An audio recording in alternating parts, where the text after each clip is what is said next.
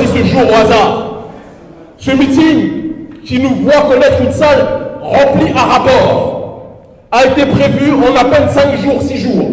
Alors que généralement, on a toujours coutume de dire que pour qu'un meeting soit rempli ici, il faut qu'il soit préparé des semaines à l'avance. Mais ceux qui pensaient que nous ne serions pas capables de remplir cette salle oublient que la jeunesse révolutionnaire du Burkina Faso est une jeunesse qui est prête à mourir.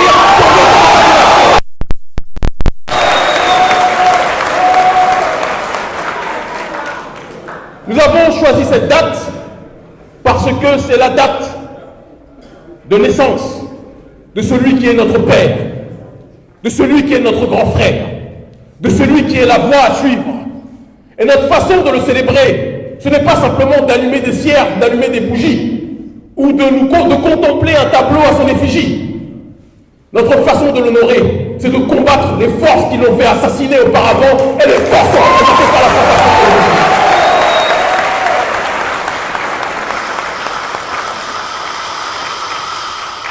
Et donc, nous allons donner la parole à tour de rôle aux médias pour qu'ils nous interrogent sur les raisons de notre venue, notre objectif politique et ce que nous pensons de la situation du Sahel, du G5 Sahel, des prétendus présidents de cette région qui sont en réalité des personnes présidées par d'autres.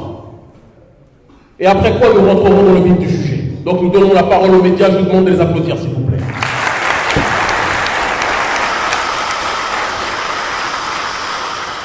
Merci. Alors, ça sera tout de rôle. Ceux qui ont des questions à poser, je vais poser des questions et les grands présidents répondent directement. Merci. Les médias prioritaires. Monsieur le Président, qui donne ta question rapidement. Chacun se présente pour son média. Je suis Yadero Alain. Je travaille pour le site d'information toutinfo.com. Parlez fort! Lève-toi, mon frère. Tout info. Je vois toutinfo.com. C'est un site d'information en ligne. Ok, merci. Ma question, tout le monde l'a donné déjà, c'est la lutte que Kémy Séba et la jeunesse africaine a entreprise pour demander le départ des forces armées françaises dans le Sahel. Justement sur cette question, on a entendu la plupart des présidents concernés de cette situation et la tendance, on la connaît, c'est le refus, même s'ils n'ont pas dit ouvertement, quand même on a suivi un peu les uns les autres. On pense que ce départ des forces armées françaises, ça ne sera pas pour demain. Alors, est-ce que... Nous allons être très clairs. Il y a 5 ans, il y a 10 ans, que des présidents africains se sentent obligés de se justifier auprès des sociétés civiles africaines sur la présence française, cela aurait été du domaine de l'impossible. Aujourd'hui, suite à nos mobilisations, et quand je dis nos mobilisations, je parle de la mobilisation de toute la jeunesse africaine, sous l'influence certes d'urgence panafricaniste, mais aussi sous l'influence contre l'impérialisme et le néocolonialisme. Ces efforts conjugués ont fait que tous les présidents africains en exercice de cette région se sentent obligés systématiquement de se justifier sur la présence des forces coloniales françaises. Aujourd'hui, nous sommes allés jusqu'à un point où le président de la République française, Emmanuel Macron, s'est senti obligé de menacer une nouvelle fois les présidents du G5 Sahel en leur demandant qu'ils clarifient leur position vis-à-vis du sentiment anti-français. Pourquoi? Parce que nous sommes dans un cycle de l'histoire où nous sommes plus proches de la rupture que du commencement de ce colonialisme-là. Il faut qu'on le dise. Les mobilisations conjuguées, les actions simultanées répétées, non pas à distance, des clowns qui vous demandent de loin de risquer votre vie mais qui ne risquent rien pour vous, mais de ceux qui sont sur le terrain, qui sont prêts à saigner leur vie pour agir, pour que notre peuple puisse être libre. Ces actions simultanées ont fait qu'aujourd'hui, ce qu'ils appellent un prétendu sentiment anti-français n'a jamais été aussi puissant depuis la période des indépendances. Et ce n'est pas un sentiment anti-français en réalité, c'est un sentiment anticolonialiste. C'est un sentiment qui refuse, qui réfute la présence de forces militaires françaises sur notre continent, alors que ces mêmes forces françaises, lorsqu'elles ont des attentats de Daesh et de l'État islamique, ne demandent pas aux forces américaines de venir s'installer sur leur sol. Vrai ou faux ce que je dis? Je ne vous entends pas. Ils vous disent qu'ils viennent pour rétablir la paix et la sécurité, et que c'est leur devoir. Mais lorsque Daesh attaque systématiquement, l'État islamique attaque systématiquement des endroits stratégiques en France, est-ce que vous avez vu la France demander à l'armée américaine de venir sur place et de stationner du côté de la Tour Eiffel, de stationner du côté de l'Élysée, etc. Non. Parce que la France est un État qui déclare être un État souverain. Mais il est intéressant de souligner que Macron a le principe de souveraineté à géométrie variable. Lorsque c'est pour parler de sa souveraineté, il n'appelle personne à venir le soutenir. Mais lorsque c'est pour les Africains, il ne demande pas si les Africains veulent être soutenus, il vient s'installer parce que la vraie raison, c'est laquelle? Tout le monde sait que la France ne vient pas pour la stabilité et la sécurité au Sahel. Quand même, soyons un minimum sérieux. Quand vous lancez une entreprise, si vous prenez des conseils, vous allez prendre des conseils d'une entreprise qui a déjà réussi. Vrai ou faux? Mais la France est partie en Centrafrique. Est-ce qu'elle a résolu le problème, justement, des guerres qu'il y avait là-bas? Oui ou non? La France est partie en Syrie. Est-ce qu'elle a résolu le problème de la Syrie? Oui ou non? La France est partie en Libye. Est-ce qu'elle a réussi à régler le problème en Libye? Alors pourquoi voulez-vous qu'on demande à une entreprise qui a raté tout ce qu'elle a fait? Tout! Qu'elle vienne nous donner des leçons sur comment nous protéger alors qu'elle n'est même pas capable de se protéger elle-même.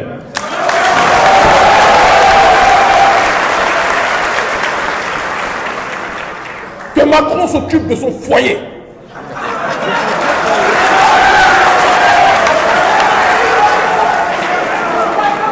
Que Macron...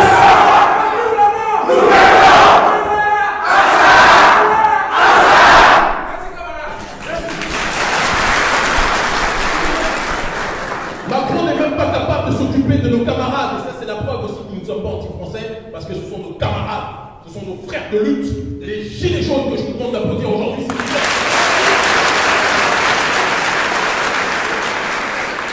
Macron n'est même pas capable de gérer les gilets jaunes qui bloquent Paris, qui bloquent la France chaque week-end. Et il veut nous dire à nous qu'il va s'occuper des troupes de l'État islamique. Et d'ailleurs, il faudrait enquêter pour savoir si ce sont véritablement les troupes de l'État islamique ou si ce sont des mercenaires payés par l'État français. C'est une question qui serait temps qu'on puisse se poser aussi.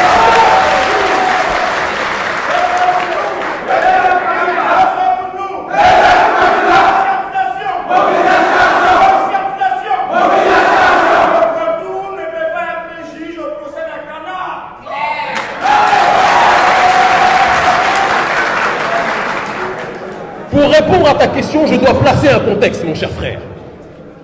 Auparavant, pour justifier, après la période des prétendues indépendances qui en réalité ne sont jamais arrivées, pour justifier la présence française en Afrique, ils ont inventé une guerre contre les forces communistes. Et donc, les bases militaires françaises à l'époque étaient là pour préserver un certain nombre de territoires du péril socialiste, du péril communiste. Avant l'effondrement du mur de Berlin, parce que le communisme aujourd'hui, depuis l'effondrement du mur de Berlin, lui aussi est une problématique néolibérale et n'est en aucun cas quelque chose qui nous permet de régler la problématique du globalisme néolibéral économique. Il faut qu'on puisse le préciser aussi, mais j'y reviendrai plus tard. Ces forces communistes étaient combattues, soi-disant en apparence, mais le problème de la France, c'est qu'elle avait besoin de justifier sa présence pour faciliter l'accès aux ressources. Après l'effondrement du péril communiste, ils ont inventé la nouvelle problématique du terrorisme, quelque part islamiste. Et ils nous disent que partout où ils vont, ils luttent contre ce terrorisme-là, mais généralement partout où ils sont, le terrorisme dure. Partout. Et le terrorisme devient de plus en plus violent. Au départ, le terrorisme arme A. Quand la France arrive, ils ont armes B, C, D, E, F, G. Ils ont toutes les armes possibles. Mais ils nous disent qu'ils luttent contre ça. Et dans le même temps, ils facilitent la présence de ces bases militaires-là. Cela facilite l'accès aux ressources minières de nos pays. C'est ça la seule et unique raison pour laquelle les bases françaises militaires sont présentes sur notre continent. Il faut qu'on soit capable de le dire.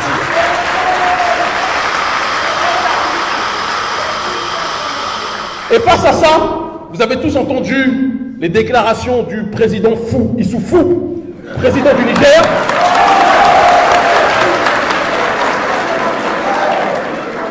Et aujourd'hui, il faut qu'on fasse preuve de clarté. Parce que Issoufou,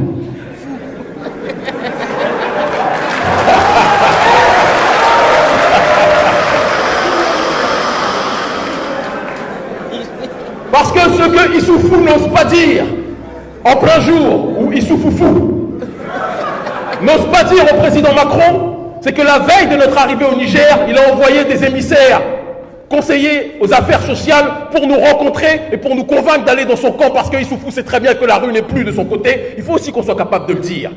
Il faut qu'on le précise, et je le dis à la presse, il faudra le retranscrire. Donc quand ils sont avec le peuple, ils soulèvent la jupe, mais quand ils sont avec la France, ils se déshabillent complètement. À un moment, il faudra choisir de quel côté vous voulez vous coucher. Oui, c'est l'heure de briser les tabous aujourd'hui. Issoufou a déclaré que les personnes qui critiquent la présence française n'ont pas le courage eux-mêmes de risquer leur vie sur le front contre le péril de l'État islamique, sponsorisé par les forces néocoloniales occidentales. Eh bien, qu'est-ce que nous avons dit de manière stratégique? Parce que j'ai vu certains nègres sorbonnards complètement aliénés nous dire que vous ne réfléchissez pas quand vous dites ça, c'est trop dangereux, mais ils ne comprennent pas que chaque mot que nous posons est un mot pensé. Nous avons déclaré que puisque M. Issoufou déclare que ceux qui critiquent la présence française ne sont pas prêts à risquer leur vie sur le front, nous avons dit, nous autres d'Urgence panafricaniste, que nous sommes prêts s'il le faut, pour élargir la demande du président Kaboré, qui avait demandé à des volontaires de s'inscrire dans l'armée, que nous sommes prêts à être formés militairement, différents membres de la société civile. Nous sommes prêts à être formés militairement. Nous autres, civils, volontaires, panafricanistes, pour apporter notre aide substantielle, quelle qu'elle soit, que ce soit une aide sur le terrain du renseignement, que ce soit une aide sur le terrain de la contre-information, ou que ce soit une aide sur le terrain d'être, pour les meilleurs d'entre nous, sur la ligne de front. Comme nous avons énoncé ça, nous ne l'avons pas fait de manière suicidaire, mais parce que nous voulons mettre le président Issoufou dans ses responsabilités, parce qu'il ne va pas pouvoir justifier éternellement, je dis bien éternellement, la présence française en disant que les Français font ce que les Africains n'osent pas faire. C'est faux! Les Africains sont prêts à défendre leur peuple depuis des siècles, mais on ne laisse pas la population, la jeunesse africaine, s'organiser pour défendre nos nations. Est-ce vrai ou est-ce faux ce que je dis? On affame nos armées, on les désarme complètement, et après on leur dit allez au front. Et dans le même temps, l'armée française surarmée n'est pas capable elle-même d'endiguer un problème. Eh bien, nous disons que nous autres, volontaires de la société civile, nous panafricanistes qui ornons cette salle, et toute la jeunesse panafricaniste qui nous regarde actuellement, nous leur disons que si les autorités du G5 Sahel ne prêtent pas oreille aux demandes de la jeunesse africaine qui veut lutter contre le terrorisme exogène et endogène. Et quand je dis terrorisme exogène, je ne parle pas simplement de l'État islamique, je parle de la République française qui est le plus grand terroriste sur le continent africain depuis déjà très longtemps.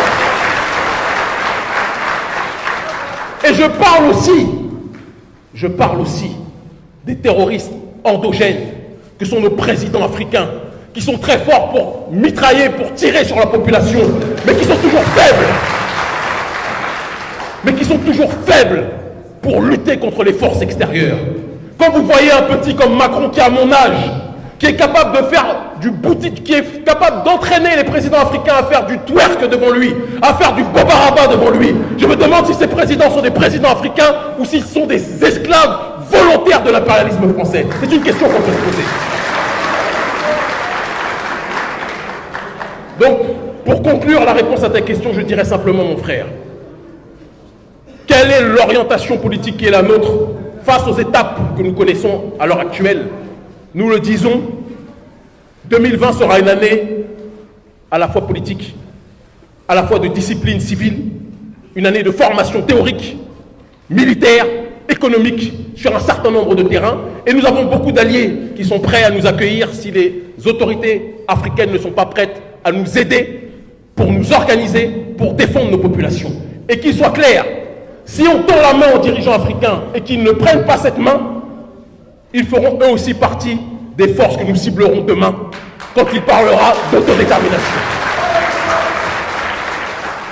Autre question. Autre question? On va prendre une autre question par ici. Non, il y a la presse prioritairement.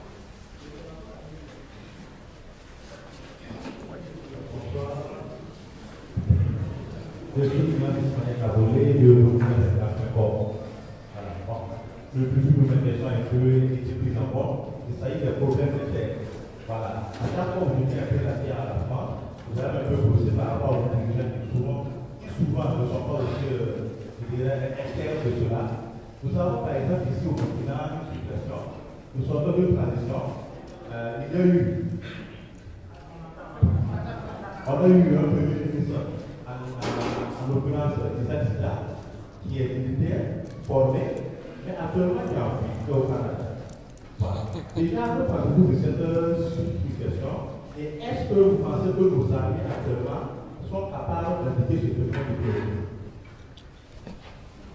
Merci pour cette question, mon cher frère. Alors je précise d'emblée que nous sommes les premiers à ne pas dire que tous les problèmes viennent de la France. Parce qu'il y a un proverbe que notre ONG répète toujours, qui est qu'une civilisation est détruite par l'extérieur uniquement si elle est rongée de l'intérieur. Il faut qu'on soit capable de le dire aussi. Il faut qu'on le précise. Et c'est pour ça que nos présidents africains nous persécutent de cette façon. C'est parce qu'ils savent que nous les ciblons en priorité. Et même la France que nous combattons nous attaque moins, ou du moins nous attaque moins directement que les présidents africains, nous devons le préciser. Maintenant, en ce qui concerne les corps constitués, les armées, Thomas Sankara disait qu'un soldat qui n'a pas la connaissance de soi et la connaissance du monde dans lequel il est installé est un criminel en puissance. Eh bien, nous répétons, à contrario, qu'un soldat qui a la connaissance de lui-même et une connaissance géostratégique et géopolitique affûtée est un guerrier de son peuple en puissance.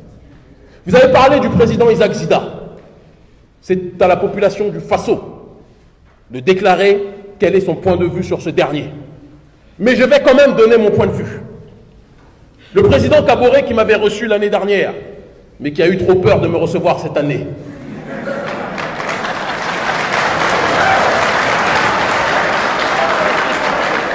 il faut le dire, l'année dernière c'était « Ah oui, il faut que je rencontre Kémy Séba ». Mais cette année, depuis que Macron, le petit Macron, a tapé sur la tête de le papa, tout le monde marche comme un robot et se tait.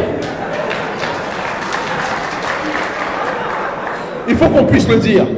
Et donc, monsieur Kaboré, qui vous verrez sans doute cette vidéo, je suis triste que vous puissiez être téléguidé par un petit qui est à l'âge de votre fils.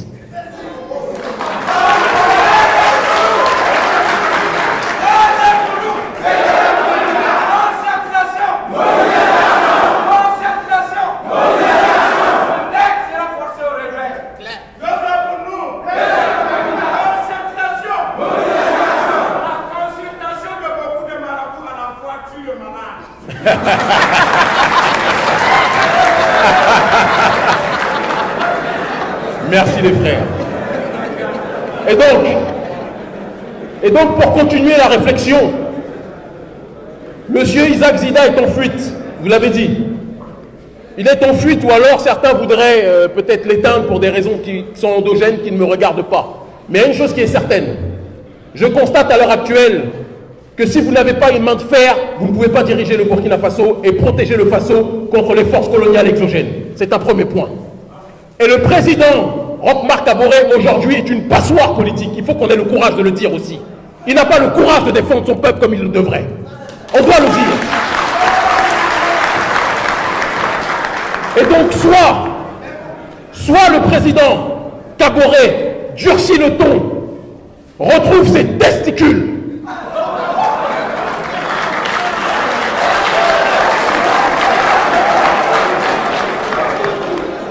et reprend, les journalistes, n'ayez pas peur, parce que je vous vois terroriser quand je parle, vous n'allez pas perdre vos boulots. Il faut dire la vérité à ces dirigeants.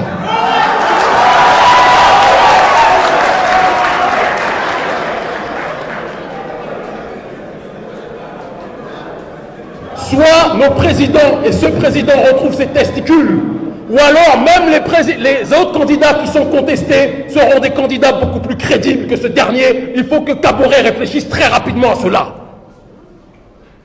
Et je vous le dis, c'est malheureux qu'un criminel politique, quelqu'un que je considère comme l'un des pires hommes que l'Afrique ait connu ces dernières années, même M. Compaoré, qui est l'un des plus grands traîtres de l'histoire africaine, et il faut le dire, l'un des plus grands traîtres. On dit que le jour où il mourra, il faudra le respecter comme un mort. Même mort, je ne le respecterai pas. Mais, même ce plus grand traître est plus capable de protéger le Burkina Faso que Kaboré. Kaboré doit réfléchir à cela. Cela signifie que Kaboré est devenu un gruyère, est devenu une passoire, et que tout le monde vient persécuter le Burkina Faso sans aucune protection, aucune. Parce que celui qui est à la tête de notre État n'a pas le courage de prendre ses responsabilités. Et donc je le dis, M. Kaboré, il y a un an, vous me demandiez que nous travaillions ensemble, que nous avancions ensemble. Un an plus tard, parce que ce petit président de l'Élysée, qui n'est même pas capable de contrôler son propre pays, vous a menacé, vous êtes devenu quelqu'un de silencieux, quelqu'un de paralysé de la bouche et du courage. Nous sommes vos enfants. Mais on dit toujours, il y a un proverbe qui dit « Qui aime bien, châtie bien ». Nous t'aimons, président Kaboré. Et si tu ne prends pas tes responsabilités, nous allons te châtier toi aussi, et tu quitteras ce pays comme les autres.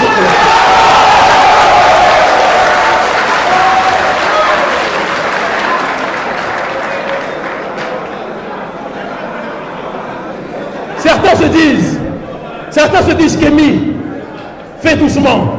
Si tu continues comme ça, ils vont te tuer. Mais je dois vous rappeler une chose. En Afrique, la mort n'est qu'une étape. Personne ne craint la mort parmi nous. Nous sommes prêts à rejoindre nos ancêtres. Nous n'avons peur de rien. Nous sommes déjà morts aujourd'hui.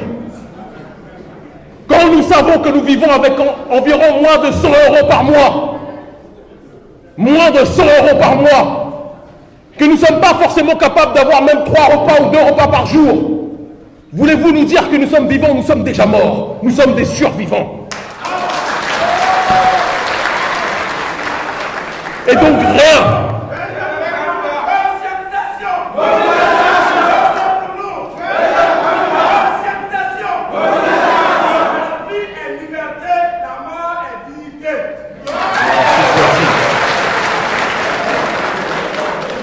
Et donc pour terminer la réponse à ta question, mon cher frère, je dirais simplement, président Kaboré, redeviens celui que tu dois être, où il faudra t'apprêter à peu de mois de l'élection présidentielle à quitter ton poste et à laisser quelqu'un d'autre qui a plus de poigne que toi prendre ses responsabilités. Je prie les ancêtres que ce ne soit pas le criminel de Compaoré qui soit autorisé à revenir, mais n'importe qui d'autre, à part Kaboré et à part Compaoré, sera beaucoup plus valable à la tête de ce pays si Compaoré continue de démissionner de son rôle. Merci infiniment.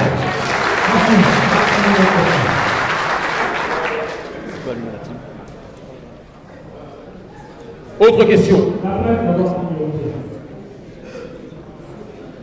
Il n'y a plus de questions de la presse. Et on va demander à la cabine technique de vérifier la qualité sur notre secrétaire. La cabine technique.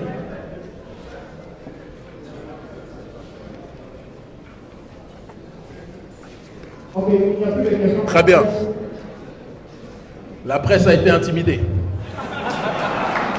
Il n'y a pas de problème. Alors, rentrons dans le vif du sujet. Il y a d'autres qui veulent poser des questions, je ne sais pas. On va faire en 2 séquences. Ok, d'accord. On fait une allocution maintenant, et après il y aura les questions-réponses du public, parce que nous sommes dans une réunion familiale. Nous sommes dans une réunion de résistants et de résistantes. Et toutes les idées sont bonnes à prendre, tant qu'elles sont faites et énoncées dans un cadre de fraternité et de panafricanisme. Comme nous l'avons dit en introduction, si nous sommes venus en cette journée sacrée qui commémore la naissance du président Thomas Isidore Sankara, c'est parce que nous pensions qu'il était plus que jamais nécessaire, en cette période de crise historique que connaît le Sahel, non seulement de marquer notre présence sur le terrain, mais de donner aussi une alternative au drame qui se passe à l'heure actuelle dans cette région, et plus particulièrement à l'heure où nous parlons en Côte d'Ivoire. Nous avons vu Emmanuel Macron accompagné de ses nègres de maison, Didier Drogba. Oui, je le dis.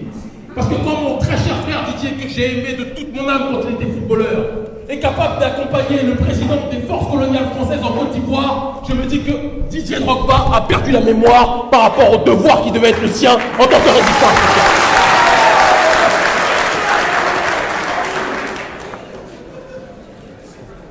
Emmanuel Macron vient, rencontre Alassane Dramatique Ouattara.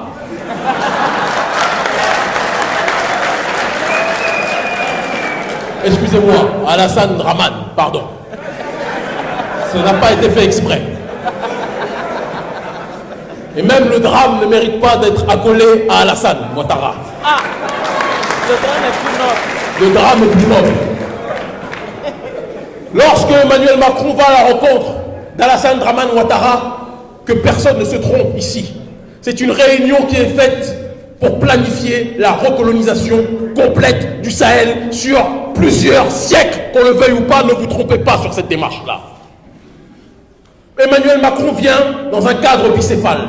Il a choisi stratégiquement la Côte d'Ivoire, puis le Niger. La Côte d'Ivoire pour, quelque part, pouvoir redynamiser la prétendue alternative au franc CFA, qui en réalité est un franc CFA déguisé et habillé d'une nouvelle façon qui s'appelle l'éco. Il dit que sous prétexte que Alassane Ouattara est le président de l'UEMOA, il aura la responsabilité d'effectuer une sorte de changement cosmétique du franc CFA. Alors il y a une question que je vais poser au peuple. Est-ce que nous nous sommes battus? Est-ce que nous sommes allés en prison? Est-ce que nous avons été déportés de nos pays? Est-ce que nous sommes surveillés par la police parce que nous avons demandé à ce qu'il y ait un changement cosmétique du franc CFA, ou nous voulons une fin définitive et complète du franc CFA? Je vous pose la question. Je ne vous entends pas. Je ne vous entends pas.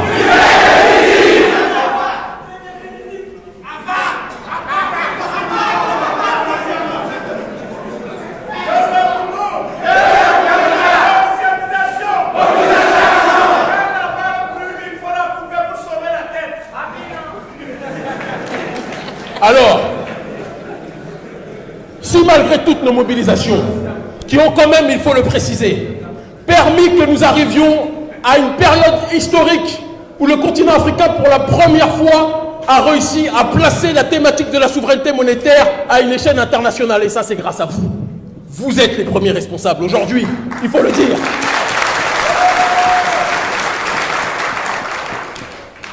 Aujourd'hui, nous voyons la prétendue intelligentsia africaine, les nègres sorbonnards. C'est comme ça que je les appelle. Les premiers qui se moquaient de la jeunesse africaine lorsque celle-ci se mobilisait. Ces prétendus intellectuels africains taxaient la jeunesse africaine de populiste, taxaient la jeunesse africaine d'excité. Et quand ils ont vu que notre combat a pris une ampleur internationale, les mêmes qui se moquaient de nous ont commencé à aller squatter Radio France Coloniale, RFI, pour dire qu'ils étaient du côté de ceux qui luttaient alors qu'ils n'ont rien fait à nos côtés. Ils nous ont craché dessus au moment où nous avions besoin de leur solidarité. Eux aussi, on ne les oubliera pas.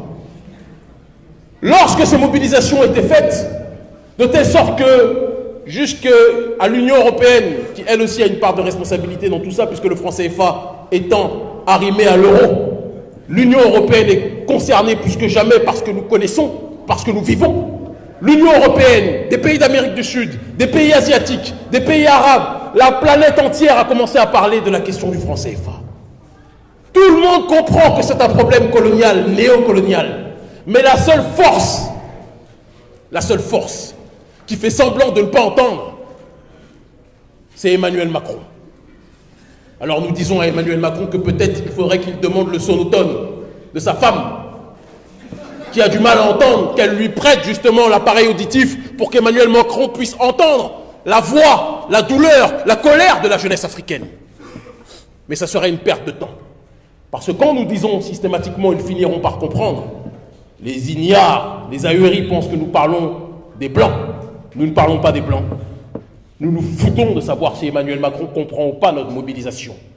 Nous parlons des nôtres, qui font semblant d'avoir la surdité, qui font semblant de ne pas comprendre ce que nous disons, et des autres qui ont été tellement aliénés par l'impérialisme occidental qu'ils pensent que la vérité doit sonner blanche, et que si ce sont des Noirs qui disent qu'ils veulent être indépendants, cela ne peut pas être matérialisé parce que le noir, c'est connu, n'a pas de raison. Et selon leur paradigme, il n'y a que l'occidental, que l'homme blanc ou la femme blanche qui a la possibilité justement d'avoir raison. Eh bien, nous disons à ces derniers que 2020 va être une année où nous allons passer cette fois-ci non plus à la contestation symbolique, parce qu'ils nous ont poussés à cela. Nous allons passer du symbole au matériel. Nous n'avons plus d'autre choix. Nous n'avons plus d'autre choix. Nous sommes le peuple le plus tolérant de la planète. Nous sommes le peuple le plus accueillant de la planète. Ils nous giflent et on les prend dans nos bras. Ils nous tuent et on va pleurer avec eux. Il y a des attentats chez nous, ils ne viennent pas chez nous pour commémorer. Mais il y a une personne ou deux à peine qui meurent chez eux et vous avez tous les présidents qui viennent, africains qui viennent commémorer chez eux. Il y a un moment où il faut qu'on cesse cette plaisanterie. La jeunesse africaine a décidé de prendre son destin en main et de ne plus attendre qu'un ministre ou qu'un président ou qu'un député nous donne l'aval d'agir. Nous allons agir par nous-mêmes désormais.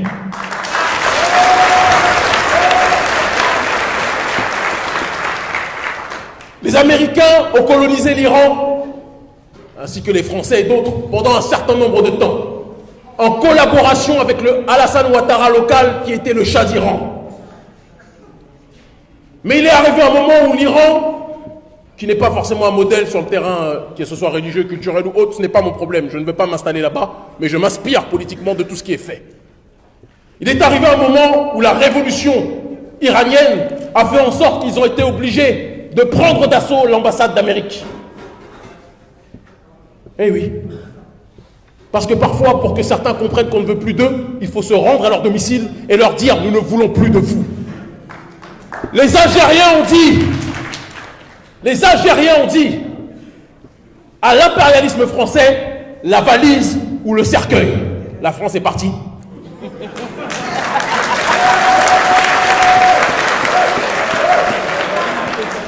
Mais la vraie question à se poser, quels sont ceux et quelles sont celles parmi nous qui sont prêts à perdre leur vie pour que nos populations puissent être autodéterminées? C'est une question aujourd'hui qu'on doit être capable de se poser.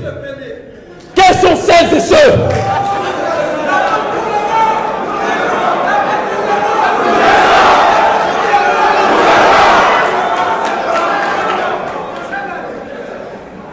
parce que tant que l'Africain ne sera pas prêt à perdre le peu qu'il a pour sa souveraineté, la France pourra continuer à dormir sur ses deux oreilles, dans son lit ou dans son hamac. Tant que la jeunesse africaine se limitera à la dénonciation de façade, mais ne sera pas prête à passer à un autre stade de la contestation, le colon dormira sur ses deux oreilles. Et donc je vous le dis, nous savons tous où se trouvent les ambassades de France.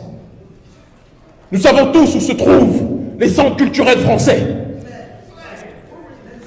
Nous n'appelons pas à la violence, parce que je vois déjà les services de renseignement dire qu'Kémy Séba appelle à la violence. Nous ne sommes pas des macaques ou des gorilles qui ne réfléchissons pas.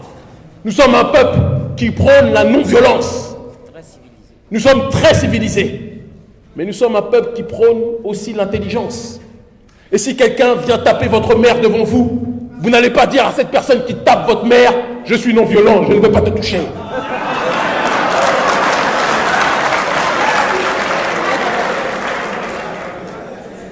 Et notre mère s'appelle l'Afrique.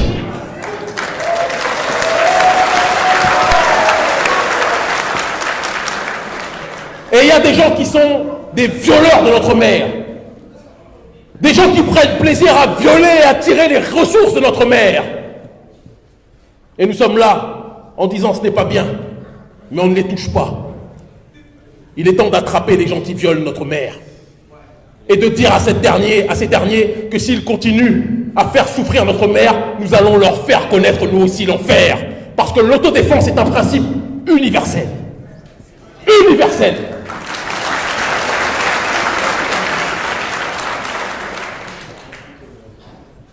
Le franc CFA, ce n'est pas du terrorisme. Est-ce que c'est du terrorisme, oui ou non? Les bases militaires françaises, ce n'est pas du terrorisme.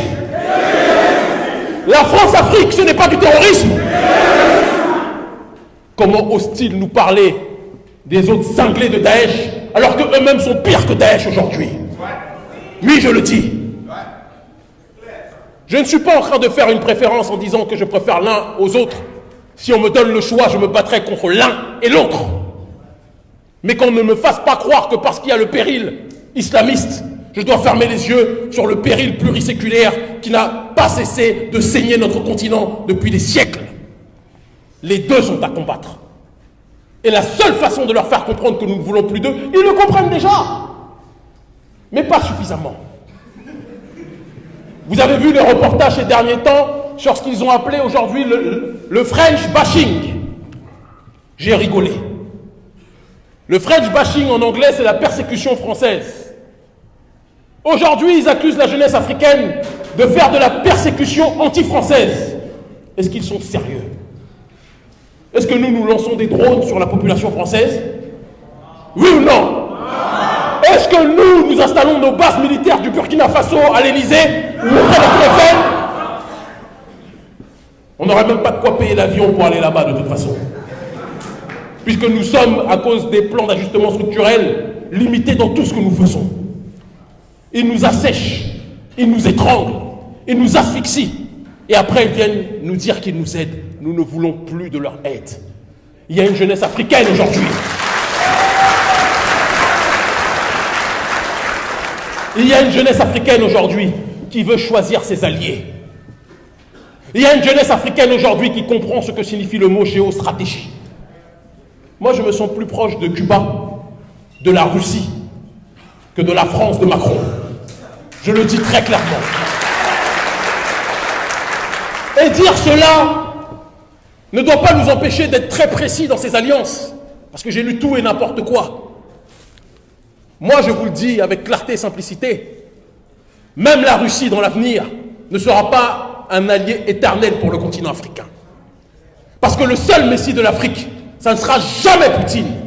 C'est l'Afrique elle seule, c'est l'Afrique elle-même.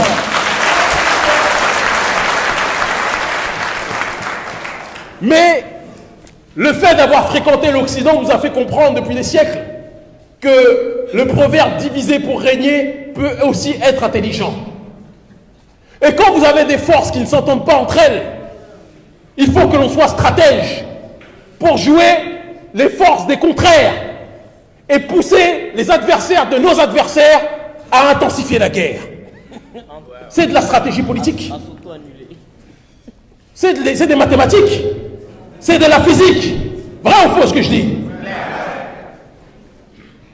Nous sommes allés, il y a quelque temps, remettre aux députés du mouvement 5 étoiles, qui est un mouvement de centre-gauche, certains analphabètes politiques les ont qualifiés d'extrême droite parce qu'ils ne comprennent rien à la politique. L'extrême droite, c'est Salvini. Et ils se sont séparés de Salvini, c'était un gouvernement de coalition. D'accord? Mais le mouvement 5 étoiles nous a reçus. Ils nous ont proposé même des valises, de l'argent. On leur a dit, mais vous, dès que vous voyez des noirs, vous croyez qu'on veut de l'argent? On ne veut pas de votre argent. Ce que nous voulons, c'est que le dossier sur la France-Afrique que nous vous remettons, vous le rendiez public à l'échelle européenne. Nous ne sommes pas venus parce que nous aimions les pizzas. Nous ne sommes pas venus parce que nous aimions les spaghettis bolognaises. Nous sommes venus parce que nous avons compris que l'Italie et la France avaient quelques petits contentieux ponctuels.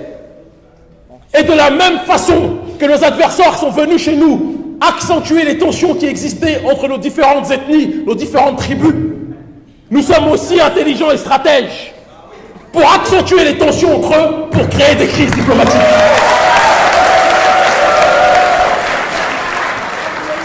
Et ça, toute la jeunesse africaine l'a compris.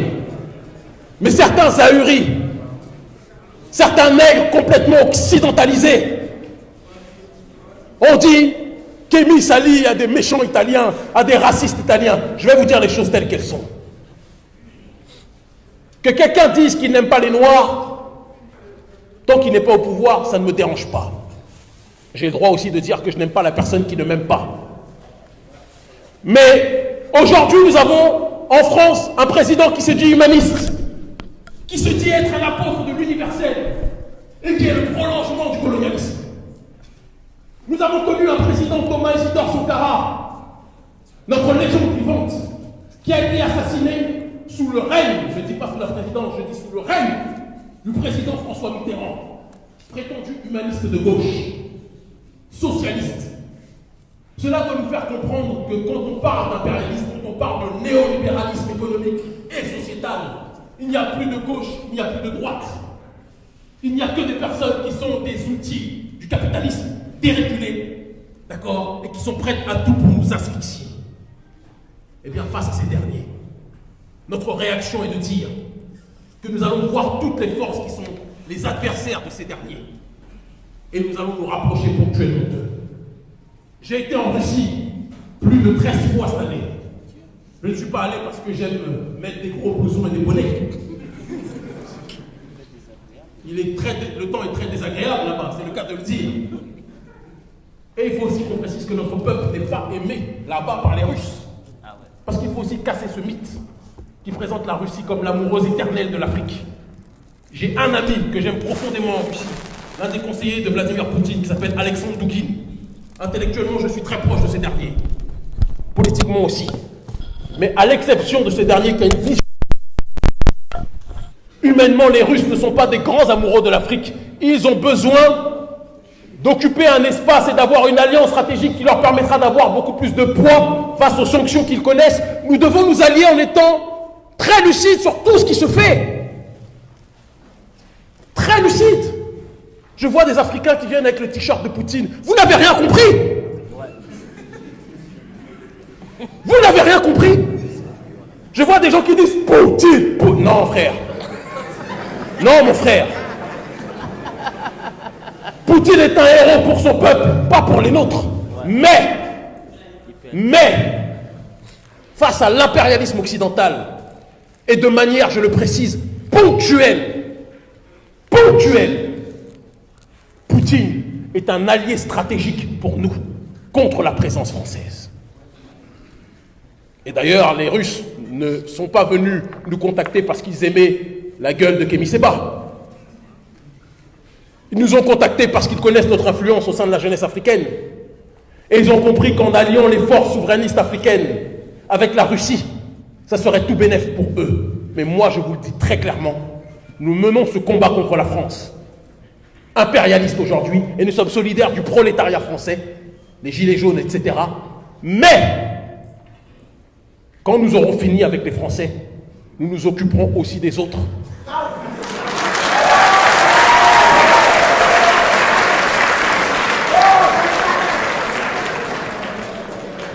Parce que, je le dis, il n'y a pas 1 euro ou 1 dollar qui pourra acheter notre pensée. Nous sommes des Africains libres.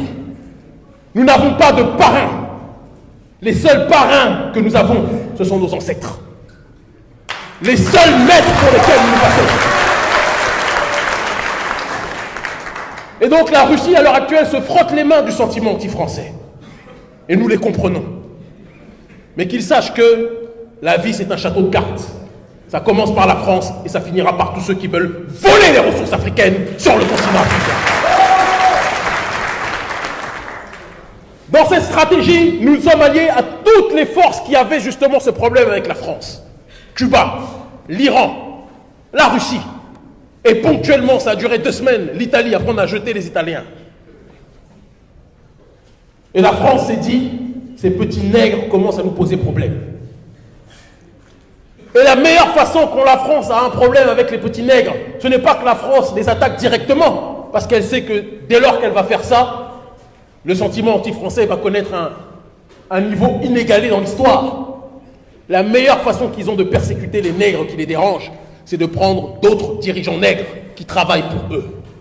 Et ces dirigeants nègres, nous les connaissons. Ado.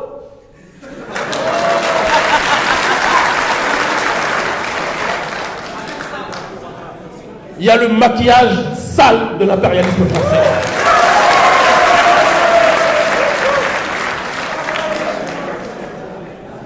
Il y a le fou du Niger.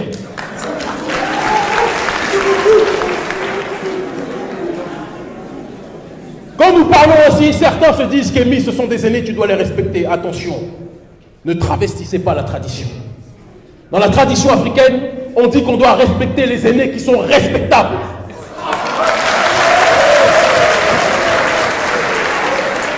Mais il n'a jamais été dit que nous devons respecter les aînés qui assassinent notre propre peuple.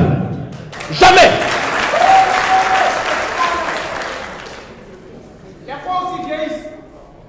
Les cons vieillissent, c'est le cas de le dire. Et les meilleurs meurent souvent jeunes, malheureusement, en Afrique. Mais nous devons inverser cette tendance. Pendant des années, ils se sont crus les plus puissants. Mais nous avons montré, sans armes, sans violence, que nous étions capables d'imposer notre agenda à l'échelle internationale. Eh bien, nous proclamons pour début 2020, et je ne vous le dis pas en étant caché dans un autre continent, non, je suis sur le terrain avec vous, les centres culturels français. Nous devons nous organiser pour leur rendre visite régulièrement.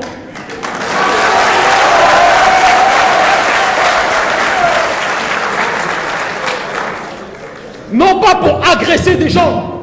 Ils ont dit centre culturel français. Eh bien, on va venir leur donner, nous aussi, notre culture.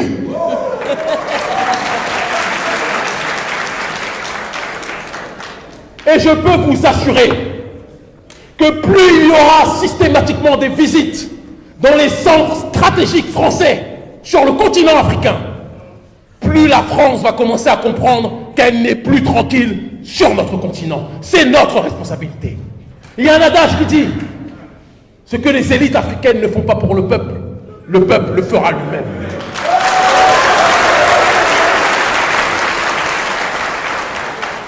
Eh bien, on a attendu des années et des années que nos présidents prennent leurs responsabilités, jusqu'à ce qu'on comprenne que la structure de la France-Afrique a été créée de telle sorte que les présidents ne président rien du tout. Mais les présidents sont des présidés en réalité.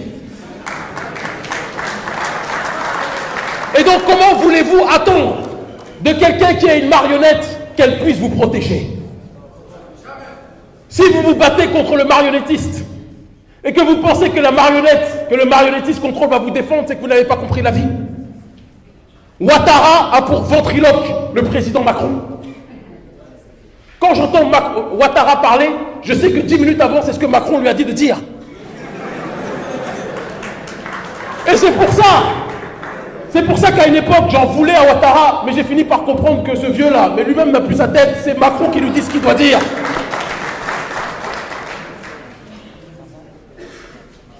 On doit prendre conscience de notre force de motricité. On doit prendre conscience de notre force politique. On m'a mis en prison à 3 reprises. Est-ce que je suis mort? Je ne vous entends pas. Est-ce que je suis mort? On m'a incarcéré dans les pires prisons qui existaient. Je ne suis pas mort pour autant. On m'a expulsé de 4 pays en Afrique. Dans le même temps, ils laissent rentrer Bolloré. Dans le même temps, ils laissent rentrer les forces militaires françaises. Mais ils expulsent les militants africains. Est-ce que je suis mort pour autant? Il faut qu'ils comprennent que l'esprit qui nous anime est un esprit éternel.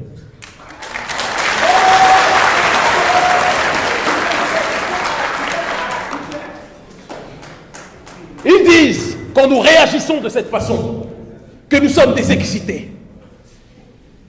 C'est intéressant.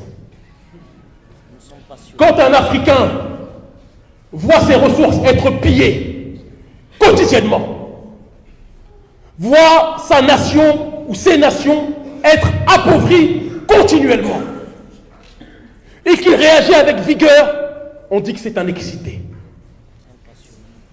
Quand un Africain est occupé militairement par une multitude de forces étrangères et qu'il réagit avec sévérité, certains occidentaux et certains pseudo-panafricanistes, les prétendus intellectuels panafricanistes, et je parle d'eux aujourd'hui parce qu'ils font partie, comme le disait Sankara, les élites compradors. Ce sont nos ennemis eux aussi, ils travaillent pour l'impérialisme français, et cette pseudo-intelligentsia, il faudra s'occuper d'elle aussi à un moment donné, il le faudra.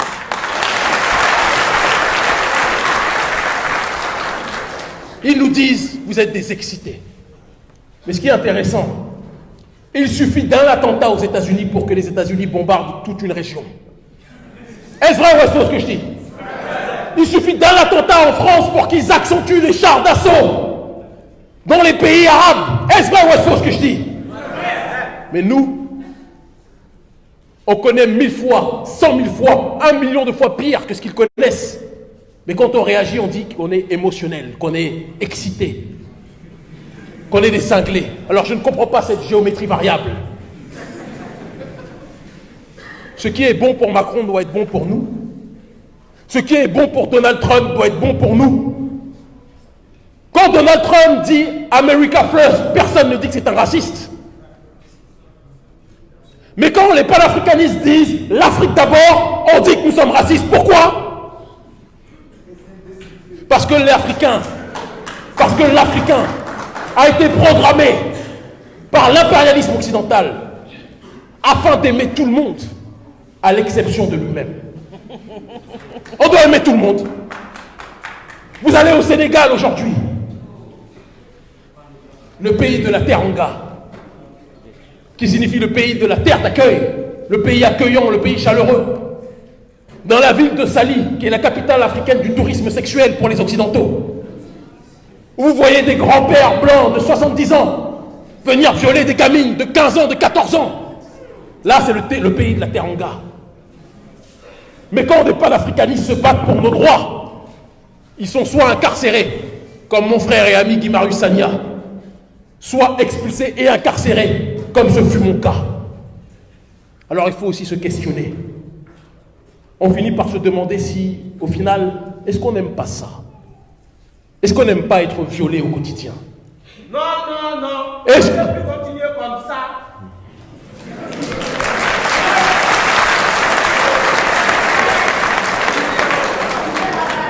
Alors si on ne peut plus continuer comme ça, comme le dit très justement mon très cher frère, on doit être capable de durcir le ton. Les Français, et quand je dis les Français, je ne parle pas du prolétariat français, que l'on soit clair. Parce que certains gorilles du cerveau m'ont dit « Kémy, tu es né en France, comment tu peux être anti-français ?» Je ne suis pas anti-français, bande d'abrutis. Arrêtez de faire les idiots utiles du système. Je suis né en France comme mon frère Kylian Mbappé, comme mon frère Nicolas Anelka, comme mon frère le champion olympique Tony Yoka. Je ne devrais jamais renier que je suis né en France. Je ne crois pas dans les livres des religions révélées, mais jusqu'à preuve du contraire, Moïse est né en Égypte. Mais il a permis d'aider son peuple. Frantz Fanon est né en France. Mais il a été du côté de la guerre d'Algérie pour libérer notre peuple contre l'impérialisme français.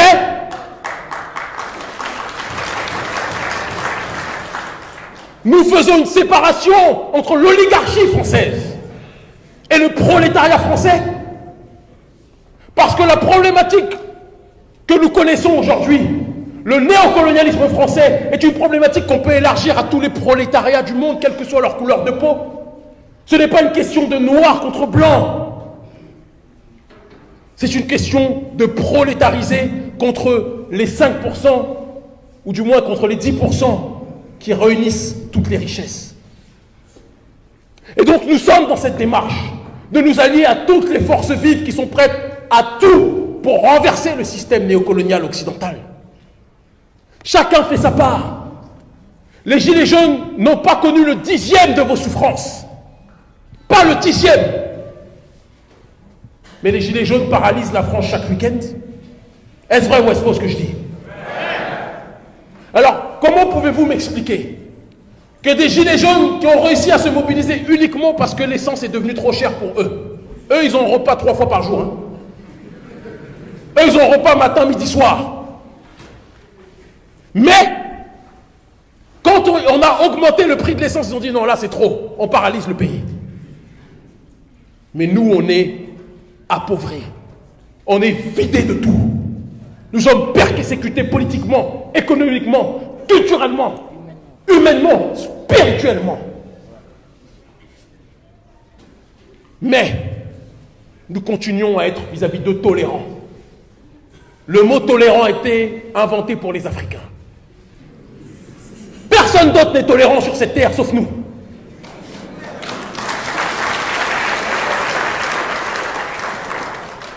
Et on est tellement tolérant que l'on finit par tolérer l'intolérable. Aucun peuple de la planète ne pourrait accepter le millième de ce que nous vivons. Aucun peuple.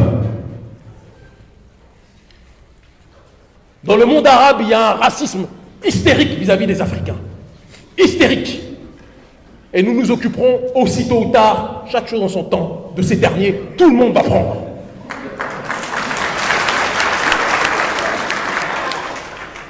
Mais analyser la négrophobie, qui de toute façon, il faut qu'on soit clair, la négrophobie est partout. Personne n'aime l'Africain. Et l'Africain ne s'aime pas assez lui-même. Il faut qu'on le dise aussi.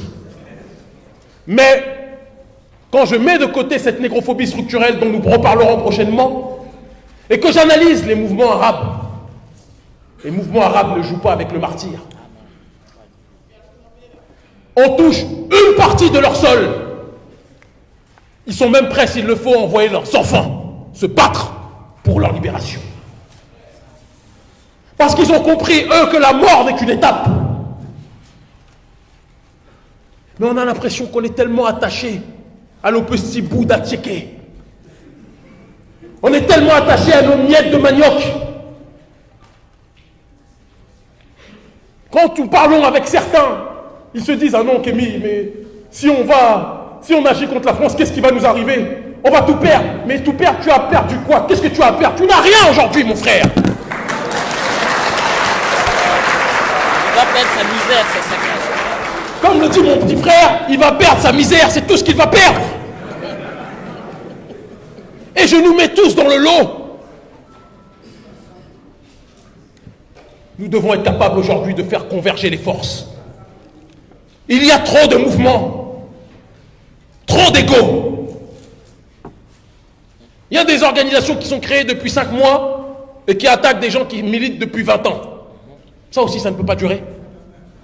Les aventuriers. Des aventuriers, comme le dit mon frère. On doit être capable de transcender nos divergences, capable de transcender nos différences, capable d'aller au-delà de nos désaccords. Tout à l'heure, le frère a très justement parlé des désaccords qu'il pouvait y avoir avec le frère Hervé Ouattara, mais il a dit qu'au-delà de ces désaccords, face à l'ennemi commun, nous devons être capables de taire nos désaccords et d'avancer dans une seule voie. C'est la seule voie à suivre pour que notre peuple puisse être libre.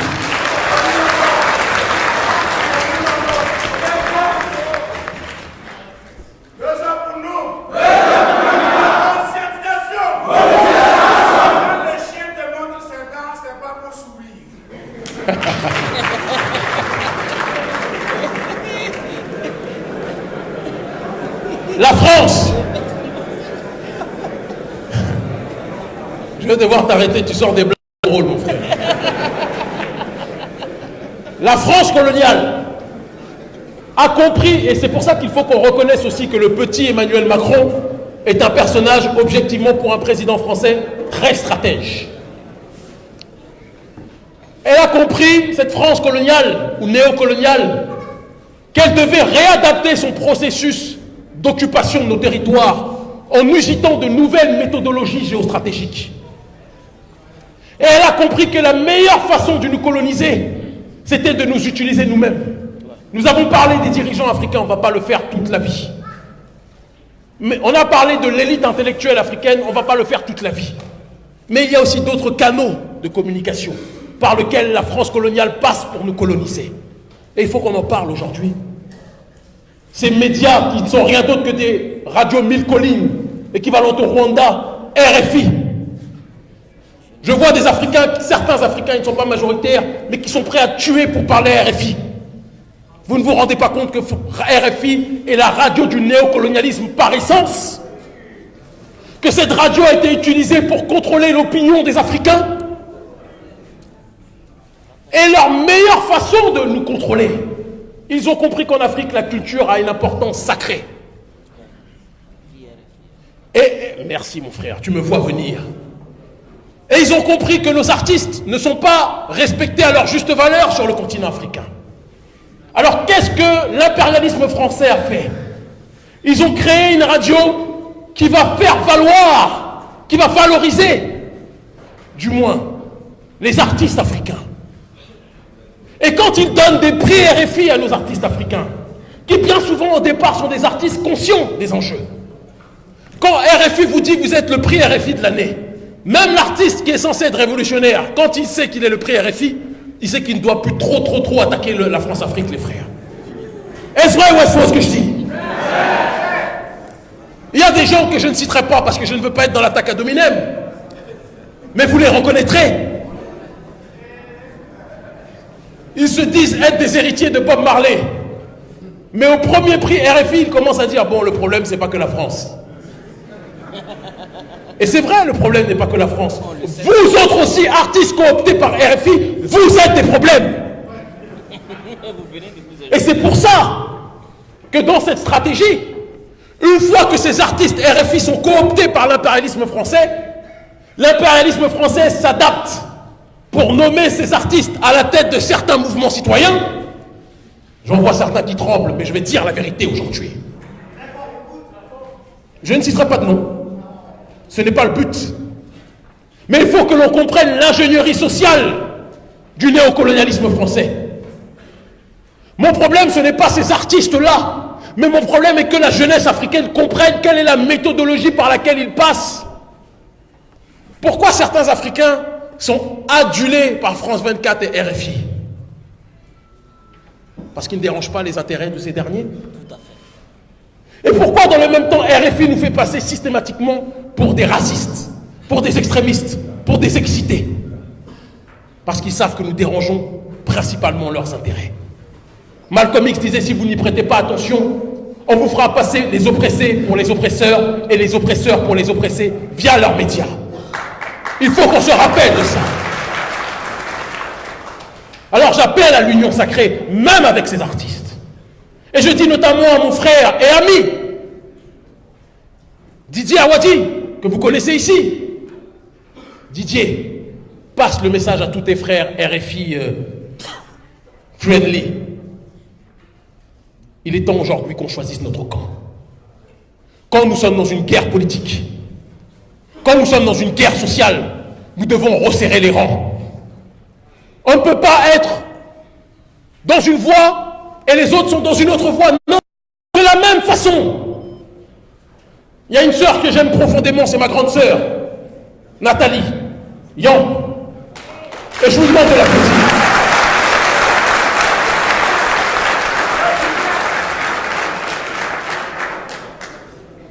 J'aime cette sœur et on se connaît depuis très longtemps. Et ça continuera. Quand nous étions seuls sur la ligne de front, les coups étaient trop durs à porter. Depuis qu'elle est là, je ne suis plus le seul à être accusé d'être né en Occident. Ça me rassure, ça m'arrange. Mais j'ai eu vent que ma grande sœur, et je lui dirai ce soir sur WhatsApp, que ma grande sœur a dit qu'elle était prête à discuter avec les autorités françaises. Eh bien, je vais vous dire une chose. Le problème, la force de l'impérialisme réside dans le fait que nous n'ayons pas une ligne commune. Chacun va en rang dispersé. Quand on est en guerre avec un adversaire politique, à la limite, quand on élira un président, le président pourra, comme Sankara l'a fait avec Mitterrand, débattre fermement avec le président français. Mais on ne va pas aller en rang dispersé dans la société civile, parler avec le président parce que ça donnera l'impression que certains sont des fous, des excités qui ne veulent pas parler et que certains sont des gens de raison qui veulent parler. Nous disons simplement que nous ne voulons plus de la France-Afrique. Nous parlerons quand le divorce sera prononcé. Est-ce que c'est dur à comprendre?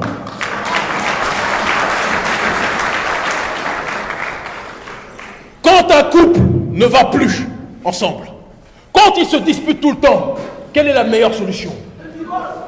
Le divorce. La France et l'Afrique, depuis des siècles et des siècles, le mariage ne va pas bien. Les enfants se portent mal. Les enfants se portent mal. Les enfants n'ont pas d'électricité au Niger alors qu'on nourrit l'électricité de la France. Les enfants ne peuvent pas vivre de leur or à Kidal alors qu'on nourrit l'or de la France. Nous disons que le mariage ne va pas et nous demandons le divorce. Est-ce que c'est difficile à comprendre pour les Africains et les Occidentaux? Et quand nous parlons de divorce, nous ne parlons pas d'essentialiser à tous les Français ou à tous les Blancs. Nous serons solidaires des classes ouvrières françaises. Et nous sommes solidaires de la souffrance des afrodescendants en France, dont je suis issu. Mais nous disons que nous reprendrons le dialogue avec l'impérialisme français ou avec les autorités françaises quand le divorce sera prononcé. Et si vous ne voulez pas le divorce par la raison, on devra vous le faire comprendre par la force.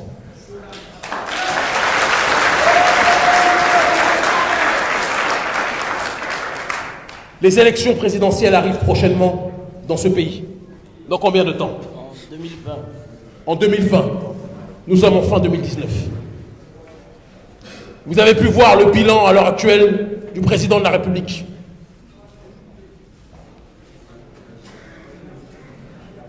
Je ne vais pas parler à la place d'un patriote du Faso. Mais j'ai entendu des notes qui parlent de 4 sur 10 ou de 3 sur 10.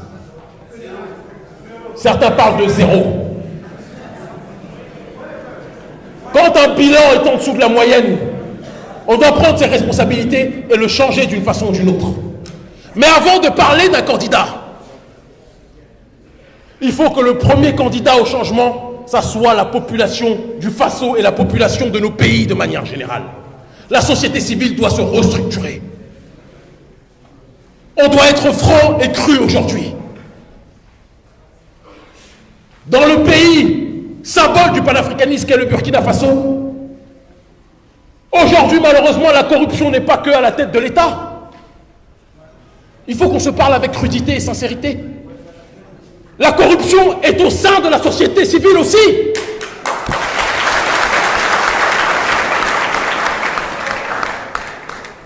Certains n'ont pas voulu venir, mais c'est leur problème. La salle est archi remplie, on est peut-être à 800, 900 personnes aujourd'hui. Et je vous remercie d'être présents. Mais certains n'ont pas voulu venir parce qu'ils ont dit qu'Emi, nous, on se déplace si on est rémunéré. Et je les ai regardés, j'ai dit, mais attendez. Vous avez besoin d'être rémunéré pour sauver votre terre qui est colonisée, mais restez colonisé dans ce cas, on va nous libérer.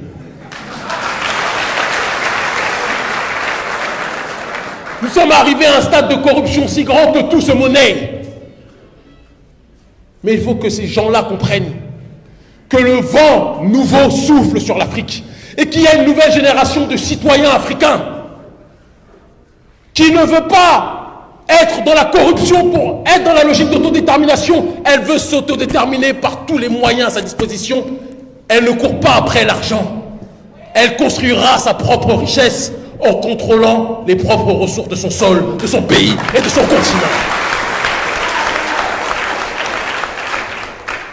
On ne peut pas reprocher à ceux qui sont en haut d'être corrompus si nous-mêmes nous le sommes aussi. Il faut qu'on se dise les choses telles qu'elles sont. On ne peut pas toujours dire que le problème, ce sont nos dirigeants ou la France. On l'a dit tout à l'heure, une civilisation est détruite par le haut si elle est déjà détruite par le bas. Il faut qu'on se regarde nous-mêmes. Même à cette table, à cette tribune, les femmes sont une majorité de notre population. Je n'ai pas constitué le bureau ou la table ronde ici présente. Pourquoi il n'y a pas de femmes autour de moi à cette tribune? Alors viens ma sœur, lève-toi.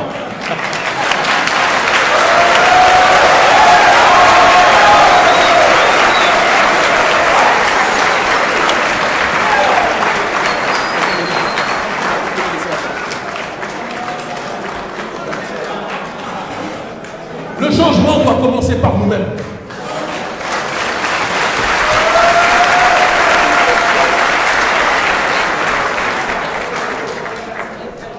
Après mon allocution et la période des questions-réponses, quand tout le monde parlera, la première qui parlera, ça sera cette sœur. Comment tu t'appelles? Aimé et vous. Applaudissez la sœur, s'il vous plaît.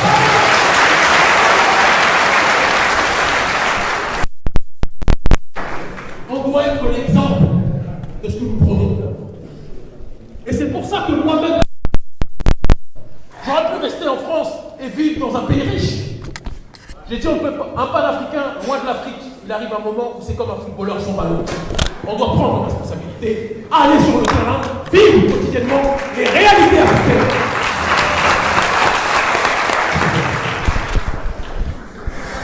On ne peut pas demander aux autres de faire ce que nous ne faisons pas. Le président Thomas Sankara nous a demandé cet effort suprême civique. Il nous a demandé de représenter ce que nous voulons que les autres soient. Il nous a demandé de l'être d'abord nous-mêmes. Il ne l'a pas demandé qu'à la jeunesse du Faso. Il a demandé à la jeunesse panafricaniste de Mali. Eh bien, nous sommes présents pour cela. Nous allons passer à la séance des questions-réponses. Mais je veux, en guise de fin de cette première partie de l'allocution, préciser, rappeler, énoncer que si nous n'accélérons pas dès le mois de janvier, à des moments qui seront décidés en interne, des actions simultanées dans les centres de représentation du néocolonialisme français, la France va dormir pendant 100 ans encore chez nous et nous serons les seuls responsables. Donc prenons nos responsabilités, il n'y a que comme ça que nous pourrons connaître la véritable liberté. L'Afrique libre ou la mort, nous vaincrons. Merci infiniment.